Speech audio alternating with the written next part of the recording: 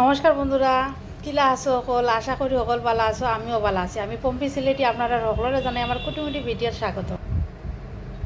আজকে আমি আপনারা লগে একটা গল্প শেয়ার করবো ইচ্ছা তো শেয়ার করবো যে বিশ্বাসী কৃষ্ণ বেটায় কিলা পাইছে। ওটা লই একটা কিচ্ছা, এটা শুনলে না আপনার মনো ঠাকুরের প্রতি বিশ্বাসও বাড়বো, ঈশ্বরের প্রতি বিশ্বাস বাড়বো।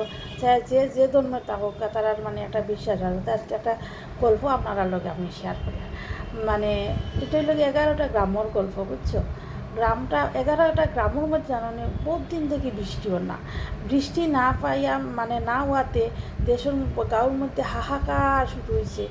মানুষে পানি পাইতরা না, একদম গাছ গাছে পাতা দেন না, গরু ছাগলিটা না খাইয়া মরিতরা, মানুষও মরার ফটো ফুটা পানির লাগি তারা কিতা না করিতরা।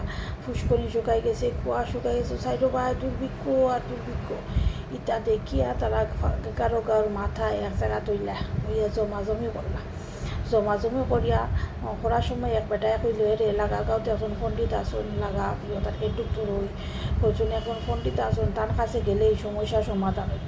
তখন তারা কইলা, চলো আমরা 11 জন মিলিয়া আমরা গাঁর মানুষ কজন মিলিয়া বেটার কাছে যাই। বেটা যদি একটা সমস্যার সমাধান করতে পারে তাহলে খুব হয়ে পড়ে। বা চলো সকল মিলিয়া কইলা গেলা, গাঁর মানুষ গেলা। যাওয়ার পরে বেটারে কইলা, ঠাকুর মশাই আমরা সমস্যার সমাধান করি। তো ঠাকুর মশাই কইলা, কী তো হয়েছে? বলে, আমরা 11টা গ্রামও বহুত দিন থেকে ঠাকুর যা বৃষ্টি হন না, এই বৃষ্টি না হওয়ার কারণ কি তার আমরা ওখানটার বৃষ্টি যাতে ওখানটার একটা সমস্যার সমাধান করি। তখন ঠাকুরদা কইলে, আচ্ছা তোমার তো না সমস্যার সমাধান হইব, তুমি তাই এক কাম করিও, আমি একটা যজ্ঞ যজ্ঞ করতে লাগবো। তখন বলে, আচ্ছা যজ্ঞ আপনার করেন, যজ্ঞ করিয়া যদি সমস্যার সমাধান নয় যে আপনি এই সমস্যার সমাধানটা করেন। তারপরে তাই কীটা করছেন, তাই পালা দিনক্ষণ একটা দেখছেন, দেখিয়া তারা কইছেন তুমি তাই আইও অমুক দিন আইও, ওই দিন আমি যজ্ঞ করব। তখন তারপরে কইছেন, কিন্তু 11 গাঁও থেকে 11 জনও আইব, এর থেকে বেশি আইব না। তো তারা কিতা করছেন, গাঁর মুরব্বী যেন 11 জন আসেন, 11 মুরব্বী তাই তাঁতে ফাটাইছেন বা যজ্ঞ লাগিয়া। তো যা যজ্ঞ লাগে ফাটানির পরে তো যজ্ঞ ঠাকুরদা করছেন, সুন্দর মতো করছেন। করার পরে ঠাকুরদা যজ্ঞ থাকা খালি এক বেটার বা 2 খালি চাওয়ার পরে যজ্ঞটা সম্পূর্ণ হয়েছে। সম্পূর্ণ হওয়ার পরে সকলে যে গেলে, ঠাকুরদা পূজা সম্পূর্ণ হয়েছে তো? আমরা যেখানে নানি পূজা হইলে ঠাকুরদা পূজা হয়েছে নি সুন্দর মতো? ঠাকুরদা কইবা, খুব সুন্দর মতো হয়েছে। তো তাই রাও জিজ্ঞাসা, ঠাকুরদা যজ্ঞ হয়েছে তো, বৃষ্টি হইব তো? কইলা, ওইব, কিন্তু 1 গাঁও তো। কইলা, এখানে 10 গাঁও তৈতো না কিতা লাগিয়া? বলে, না তুমি যেন ও বেটার বেসাও।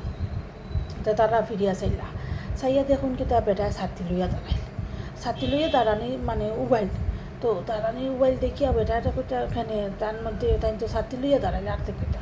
বলে, দেখো তাই বিশ্বাস তার কীরকম, দেখো তাই বিশ্বাস করি আইসো না, তাহলে টান গাও থালি বৃষ্টি দিব। তখন করে এখানে বলে, তুমি তাই নাইছো পূজা কইছ করার লাগে, তো করি লাগা।